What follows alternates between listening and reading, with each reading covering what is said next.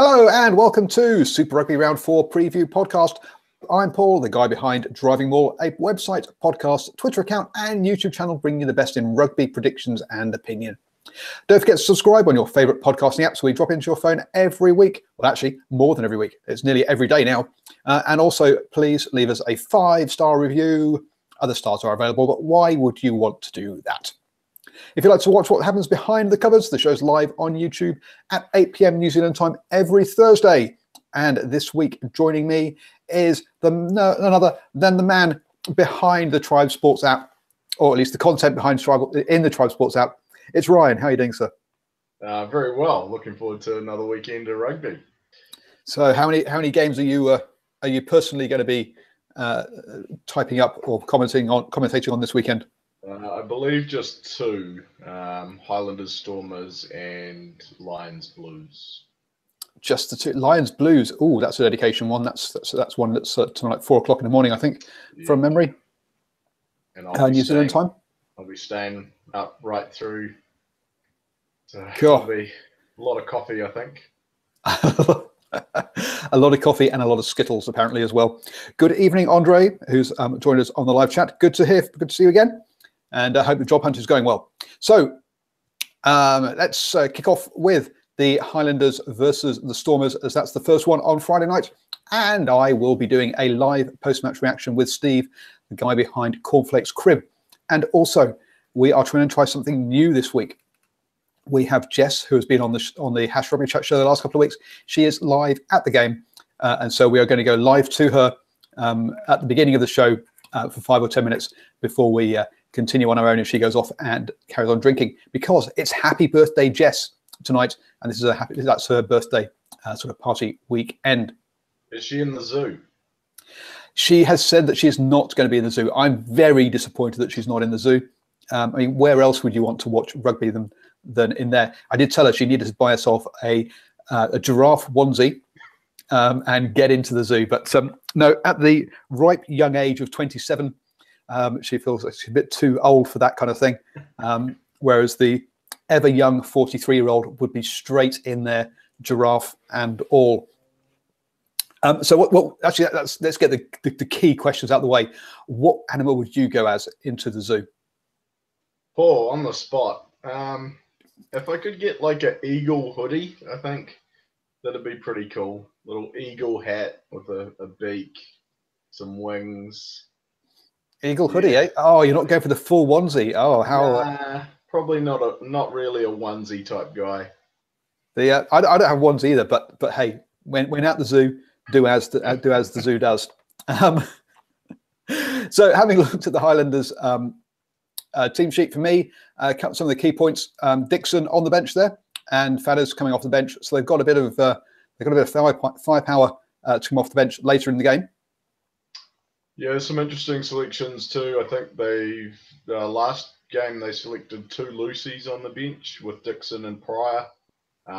So this time they've gone for specialist lock, and Frizzell comes in place of Pryor. And interesting that they've kind of rotated the hookers around. So no Ash Dixon, Coltman gets a start. Greg Pleasance-Tate comes onto the bench. Probably one of the teams in New Zealand with the most hooker depth, I think. So that's kind of understandable. Yeah, and I think it's a long old season, so I think they do want to rotate their players. Also, let's be honest, I think against South African sides, you're going to be expecting a bit of a forward battle, aren't you? Which is why I'd probably pick someone like Dylan Hunt as probably being one of the key players for me in this game. I think they're going to get through a chunk of work up front against the Stormers. I think that's where there'll be a lot of route one ball there. And also perhaps expecting some sort of a bit of a line-out battle as well, do you think? Putting the extra second row on the bench? Yeah, possibly. And I think, if you look at the first game against the Blues, they were probably expecting something a little bit more open and quick-paced. So having another flanker out there in Pryor probably suited that matchup better, whereas Frizzell, not a massively tall lock, but a guy that adds a bit of bulk to the side. Yep, and it's interesting they've kept with Walden and Thompson in 12 and 13, with Buckman still out injured. Yep, they're going to go with those two. Matt Fadders, say, on the bench, who I would have thought I would have had starting personally. Who's your key kind of player, do you think, for the Highlanders? I think it's really the halves matchup. We've talked a little bit about the Stormers having a young halves pairing, and Willemse comes back in for this game after missing last week. So, you know, Duvanaka and Willemse are pretty untested at this level. Going up against Aaron Smith and Lema Sopawanga, I think that's a key matchup for the game. Yep, it comes back in, and Lades moves back to the wing for the Stormers, having, as they've lost Sinatla to injury. They've lost quite a few players to injury, and so we do have one of the tests is going to be amongst their forwards, because they've lost another. I've gone blank. What am I going to say? Another second rower. Cobus Visa's out as well at flanker. That's right, yeah. But they've gone and got a new lock pairing in De Klerk and Van Zyl, and it's going to be I've forgotten who the player is. They're coming off the bench. I think he is actually they've got Steph Totoy coming off the bench, haven't they? Or is it actually Murat is coming off the bench. I think it's going to be his debut if he does. Correct. So we do have some their bench isn't as deep as you probably normally expect. Steph Totoy is bracketed with George Whitehead, so we'll have to see whether he actually makes it to the game or not. He would be another loss of experience there as well. So a bit of a shallow bench for them this week. Yeah, and interesting too, actually, that bracketing there of Totoy and Whitehead, because Whitehead's a back, so they've gone for a 6-2 split in terms of who they've named. But if Totoy can't go, then they revert to a 5-3. So obviously their forward depth is a little bit tested. They're obviously wanting to have that extra forward based on the way they've named their team.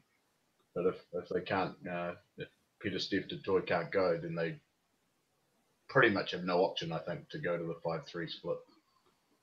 Yeah, they are running low on players. Quite a few players have headed back, have been already sent back to South Africa. So they are running low on resources.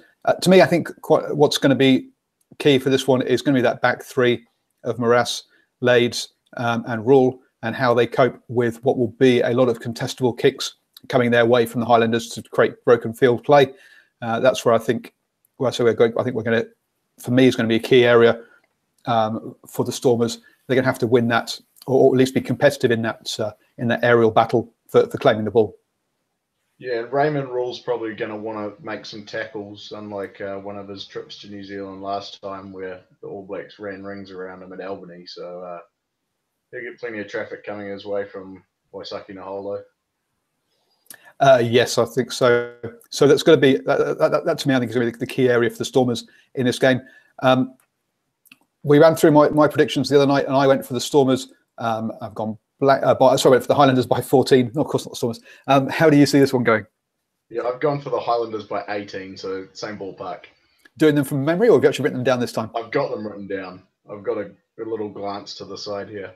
Oh, good, fantastic. Andre does say that Murat is a great youngster. I think he's about 20. So it's going to be really interesting to see how that one, to see how he steps up to the next level.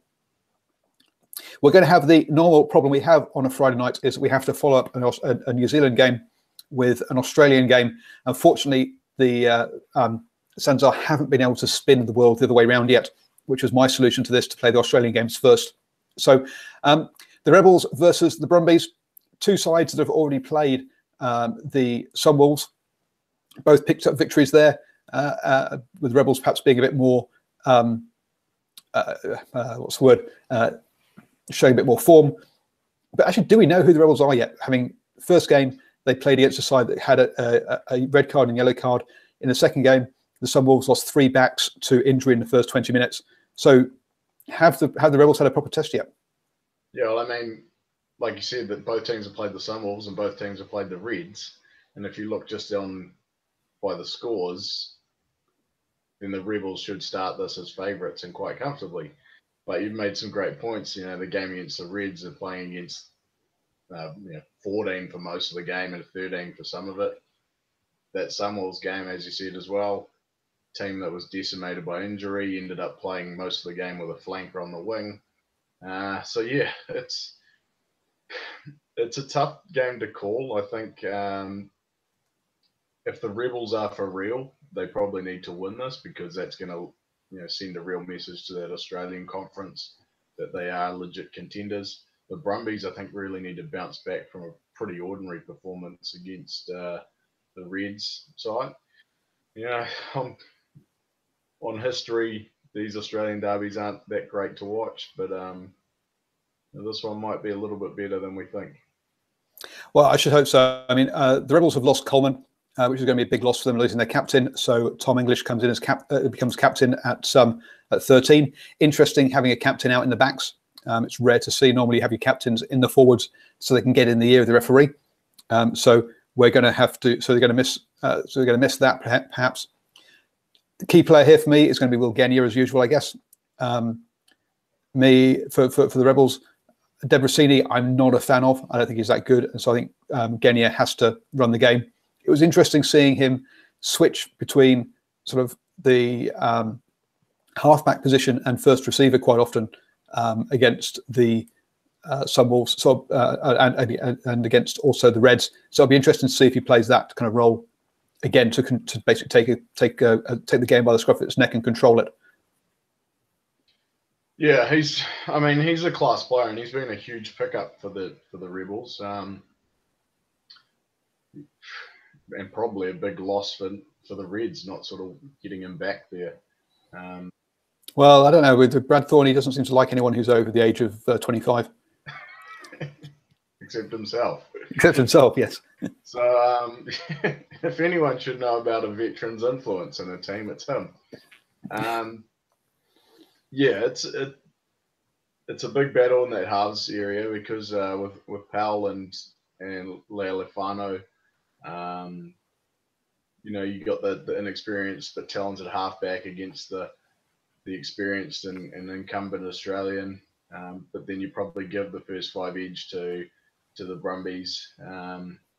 I don't think Christian Lealefano has really hit top form yet, but yeah, obviously working back to it. So yeah, area. I think a big part. Well, I mean, Scott Seo coming back will obviously help the Brumbies get some sort of platform after that'll be strong for them. But I think Goodwin is someone who needs to start stepping up now. Someone who's had a lot of promise, but sort of failing to deliver on that. And when you've got players like Kirandrani, Spate, Banks, Penny outside him, he's got players he can release. He just needs to learn how to do so. Yeah, it's a great point. And I think, a lot comes to what their forwards can deliver. And I think this is probably quite an even matchup up front. Interesting to see that the Brumbies are kind of tinkered with their loose trio. They obviously lost Valentini through injury in week 1. They've now brought in Whakasalia at open side and dropped as a Cottrell to the bench. So they're obviously looking for a little bit more from their forward pack and their loose trio. I think Cottrell's gone straight out of the 23. I'd have to check that. So because at 20, the 20, they've got Richie Arnold and Tom Cusack on the bench. Cusack's the one that's been dropped from. Right. So those are the two that's who they got on the bench there. Yeah, so you're right. I think the Brumbies do need a win here, but they have been on the road. This is the 3rd away game on the trot to start the season, which is a bit harsh. Whereas Rebels played at home, went up to Japan, and come back home again. I personally think that the Rebels by 7 because of their better form going into this. But how do you see it finishing up? I'm going for the Brumbies by 3. I think it'll be a tight one. I think the Brumbies really just need they need a statement game after 2 ordinary performances first up. I agree, they need it. I'm not sure they have the ability to pull that off. We then go into Saturday and for the Hurricanes versus the Crusaders with the Sunwolves on tour. There's no Saturday afternoon game for us, unfortunately, and this is the big game of the weekend. The Hurricanes coming back after their the loss to the Bulls and a win, easy win over the Jaguares, putting Bowden Barrett in at 10. I'm surprised West has come back into the squad personally. Yeah, I guess they're probably giving a bit of a marker as to what's going to happen with that pair, and they'll probably just keep them both involved, rather than sort of you running with one for the season and not kind of, not building that depth. I guess I think they're much of a muchness. I'm not a massive Garden Bishop fan, but I'm not a massive West fan either. So, well, yeah, I guess I'm not saying I'm a Garden Bishop fan, but I'm having had to sit and watch West for the past couple of seasons at the Blues. Yes, I'm not a West fan either. And so it's more that I think I downgrade West compared to necessarily saying that Bishop is great. For me, this is one where I think the Canes need their first 15 to win it. Apart from Asso on the bench and Amua, who has come back from injury. And I must admit, I thought Amua had been dropped because of fitness issues, not because of injury, but it looks like he said that they're mentioning he's coming back from injury. So that's fun. Unless that was just a convenient injury and they're trying to he's come back from rib injury, i.e., yes, he's taken some weight off his ribs. Bit harsh, but apart from that, I'm not convinced by that bench, and I'd want that first 15 to play most of the game. Well, they've had a couple of injury reinforcements come in with Marcel Renata and Richard Judd. Richard Judd, funnily enough, played at the Brisbane Tens for the Crusaders, so he's in line to make a Super Rugby debut against them.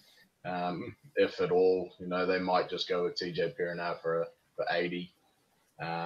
Renata, I imagine, will get some run at the end to spell Ben May. But yeah, their depth is going to be tested early in the season. And, they've lost a couple of guys to injury. Alex Fidau's out, and obviously both their halfbacks, reserve halfbacks, and Jamie Booth and Finley Christie, both missing. So they're down to number 4 on the halfback stakes. Yeah, no, I agree. They are already testing their extended squad, and so that's so I think key player for me here is all their 15 staying on the pitch, not getting injured early doors, because I think otherwise they'll be in trouble. Looking at the Crusaders, so the big news here is their injury list, or the addition of Richie Mo'unga to the injury list. Are you one of those people that says that Mitchell Hunt, because he's done one wonderful drop goal, is a Super Rugby class fly half, or is it a big step down? I think it's definitely a big step down. He strikes me, to be honest, as being a great bench guy that can kind of come on where you need him, add some impact late in games. I'm not sure he's got the ability just yet to really control a game. This is him being thrown into the fire too against Barrett and in a big New Zealand derby. So he's stepped up in key moments before, but he's got to step up for the whole 80.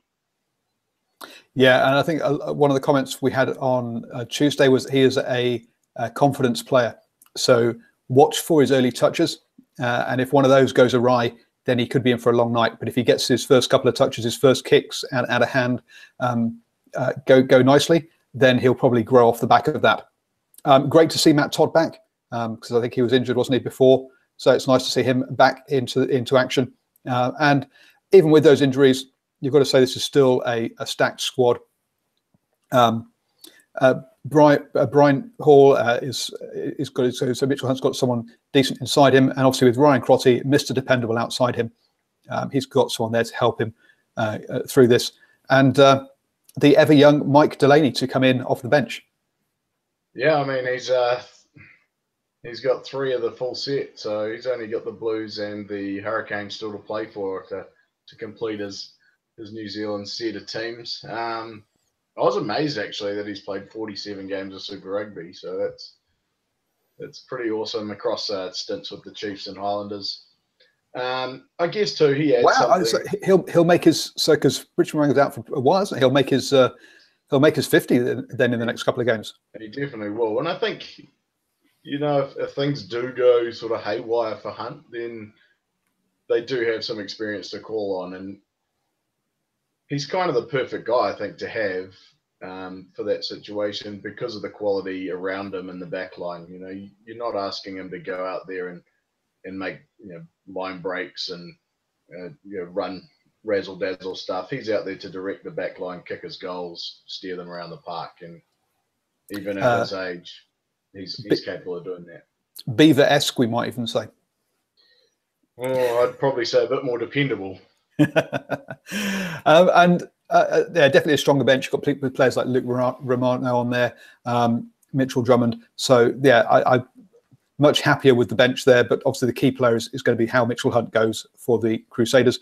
Interesting enough, Brent on the live chat reckons that the bookies favour the Canes only just though, and I agree too. I'm going for the Canes by 3 in this one. I think they really do need this victory. What about yourself? Well, this is good to see, Paul, because we're disagreeing again. I've gone for the Crusaders by 10. 10? Yeah, I think there's a few reasons. I think that depth of that bench is going to be a big factor. I also think the travel is going to come into it for the Hurricanes. Brutal start to their schedule. I mean, could you think of something worse than having to go Pretoria, Buenos Aires, and then at home to the Crusaders? The schedule makers weren't kind to them. I think it's going to take its toll. True, but it does also mean that they've got the tour, their overseas tour, out of the way early doors when they're supposedly fit and fresh, rather than having to go on tour tired. Now, it didn't work out for them in results-wise, losing to the Bulls, but you could see it as a blessing in disguise and that kind of, or at least it has a silver lining to the cloud. I'd say it's more a silver lining, particularly if they can pick up the win in this game, because then you say, right, we got 2 out of 3 from probably 3 of our toughest. But yeah, I don't think it happens. Well, okay, we'll have to see. We'll follow that one up. I'll be live straight after that game with I have a first timer joining me in. I've gone blank because I didn't write it down. Anyway, I'll be live straight after this game with fresh meat, with fresh meat, and also possibly Ashwin as well if the kids behave themselves. After that, we go back across the ditch to Australia for the Reds versus the Bulls, or should we call it the team that can keep players on the pitch, derby. Well, I call it the gives you wings derby because it's the Red Bulls. So you can call it what you like. Gives you wings. Oh, dearie me, Red Bulls. So obviously the Reds in game round 1 got that red and the yellow to lose that game. The Bulls basically lost the game against the Lions when they lost 2 players to the bin on 2 yellows. So to me, I think this game is going to come down to discipline and which team can keep their team on the park. Yeah, keep the team on the park and keep their shorts on too. I'd like to see the Reds go 80 minutes without seeing John O'Lance's backside. Even though that was a perfect metaphor for that win over the Brumbies, which was absolute dross game of rugby to watch. Oh well, you don't rate John O'Lance's backside. Oh dearie me. The most disappointing thing was that he tried to pull them up. Just run, man. Well, yeah, the commentator said that if he hadn't pulled them up, he'd have made it. He would have gone 80. This is an interesting one as well because I think we really we talked about the Rebels and probably not knowing just what they are yet. I think the Bulls are another team. They got the win over the Hurricanes.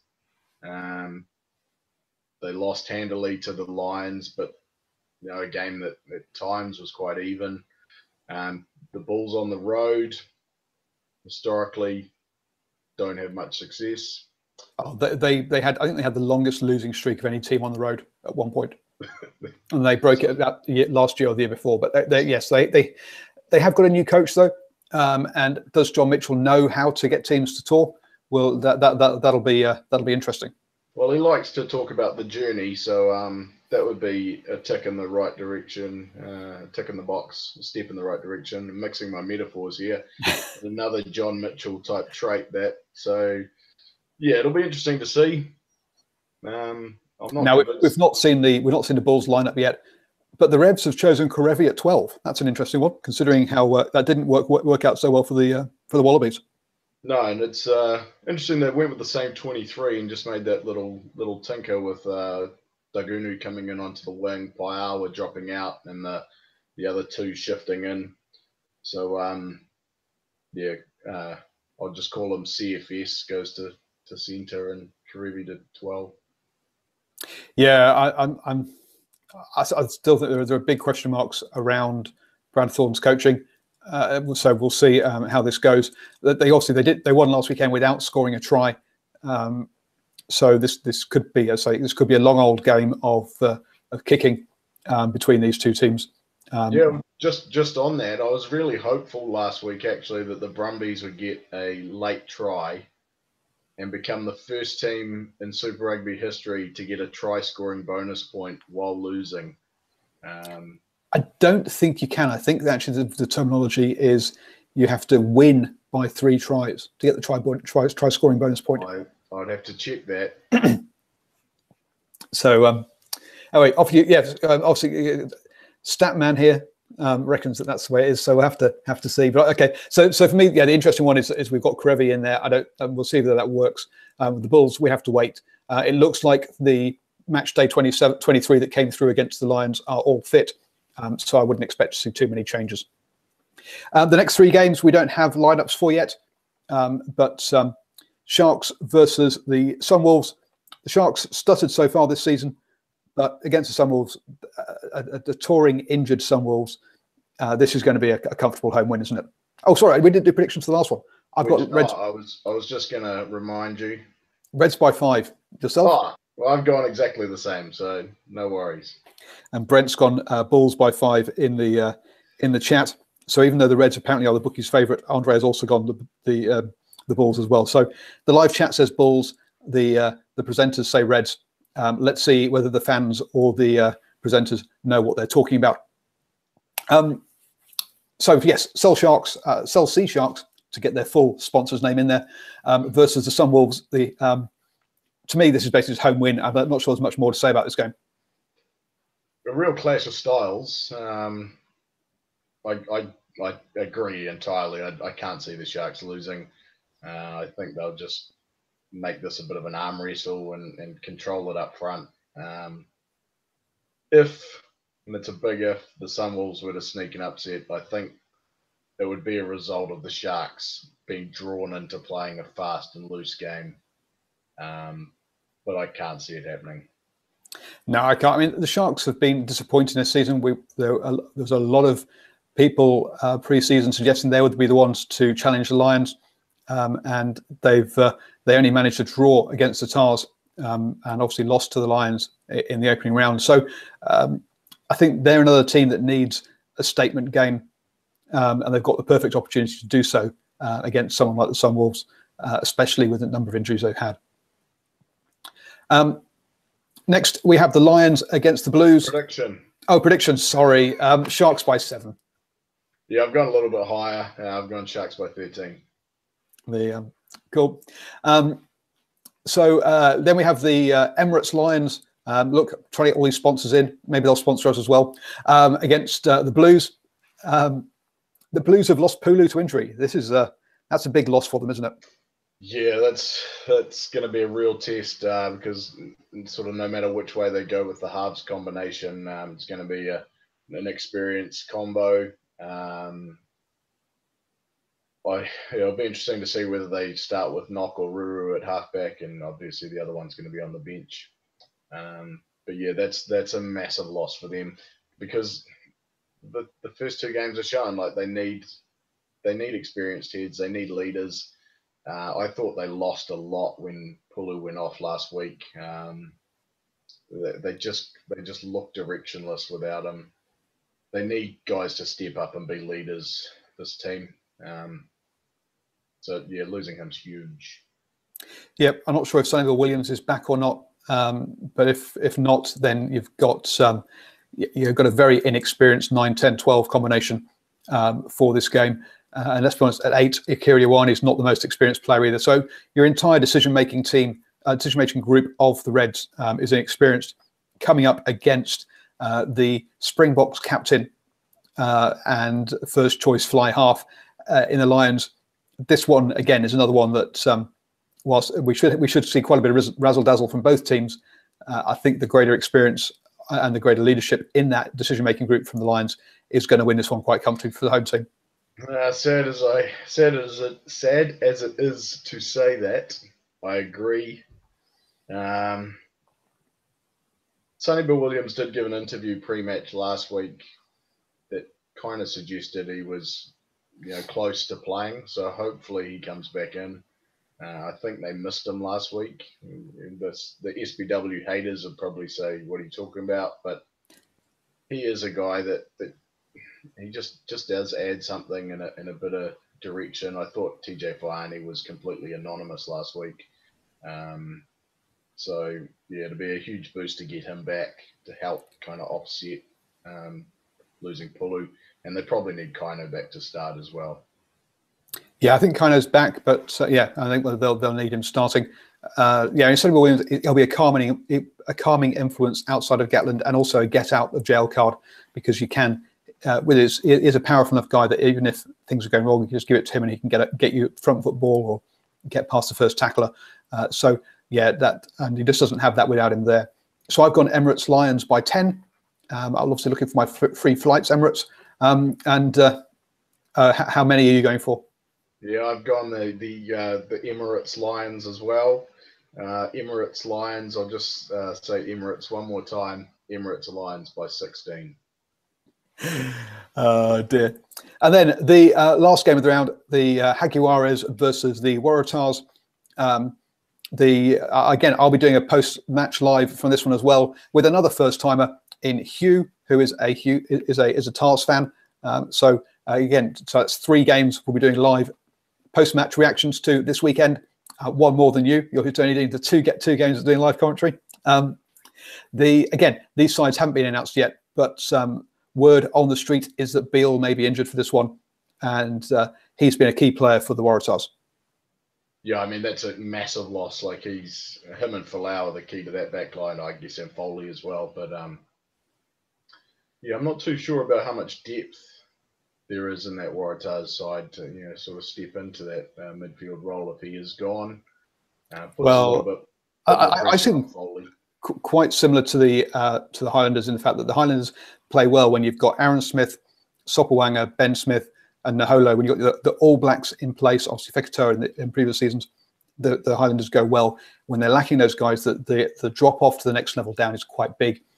Again, the Waratahs need Hooper, Foley, Beale, Folau. They're the guys who make this side tick. And if you start chipping away at those 4, then they really, again, the drop off to the next level down is quite big. We may see 100%. The Tars, even without Beale, though, they've shown themselves to be real scrappers this season. A late try against the blank against the Stormers won it for them. Again, late points against the Sharks got them a draw. They're going to be in this one right to the end, and I don't think the Jaguares will be. Well, the Waratahs could easily have started the season with 2 draws if the end of that Stormers game breaks a little bit differently. But I've actually gone for the Jaguares. I think they're the kind of team that just as everyone writes them off, kind of pick up a win out of nowhere. The Waratahs are a team that just as everyone starts talking them up, tend to drop a game. And I think in Buenos Aires, against a winless side, that while they've lost their games, they've shown glimpses every now and again that maybe they can just click. And if the Jaguares can click for 80, then they're dangerous at home. So I've leaned their way. That's if with a capital I, though, isn't it? Let's be honest. If they can. To be fair to them, the one thing we saw against the Hurricanes or the one thing we didn't see against Hurricanes that we did see in the first 2 games was them losing their heads for periods because of refereeing decisions, and totally sort of ignoring the game for a period of sort of 10 or so minutes. We didn't see that against Hurricanes. At least they kept their heads for the full game. So hopefully they'll do that again against the Tars. You don't want teams who just kind of lose the plot and it all falls apart. So we're split. I'm going for the Waratahs by 5, and the guys in the chat are split as well. Brent's gone Tars by 6, whereas Andre thinks that the Jags could well sneak this one. So split there, and we're split here on the show as well. So that's all the games from this week. Ryan, why don't you let people know where they can get the best commentary if they can't to the games? Yeah, so you need to get yourself a Tribe Sports app. I have. Excellent. So grab that, and it's in the Play Store. It's in the App Store. We've got live commentary this weekend of all the Super Rugby games and all the Six Nations. Couple of interesting things starting up as well. So we'll have live scoring of the Super W, and we'll also be starting the coverage of the Major League Rugby, which starts off this weekend with some exhibition games, or one exhibition game. So plenty of rugby action on Tribe. And if you want to follow me on Twitter, you can follow me at New York Nixon. And that is in the comments down below. Hi, I've been Paul, the guy behind DrivingMaul, so at DrivingMaul on Twitter, or catch up in the comments. Let me know your thoughts. If you're watching the recording, there's a face there for you to subscribe. There's a box up there with my latest video. And obviously, if you're listening to the podcast, please do subscribe to us. You're on your app already. Just click that button. So enjoy whatever you're watching this weekend, folks. And as I say, do catch me on the live post-match shows that we're doing.